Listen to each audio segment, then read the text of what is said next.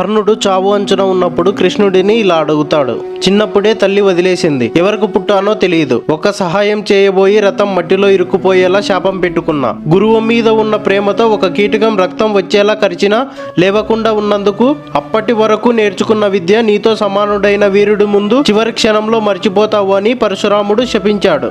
బ్రాహ్మణ వేషంలో ఇంద్రుడిని కవచకుండలాల్ని అడిగేలా చేసింది నీవు. చనిపోయే ముందు నా పుణ్యాన్ని కూడా దానంగా తీసుకున్నావు. నేను తప్పేమిటి చేశాను కృష్ణ అని కర్ణుడు అడగడంతో కృష్ణుడు, చూడు కర్ణ, నేను పుట్టింది కారాగారంలో. పుట్టిన మరుక్షణమే తల్లిదండ్రులకు దూరమయ్యాను. సొంత మేనమామే నన్ను చంపడానికి రాక్షసుల్ని పంపించాడు.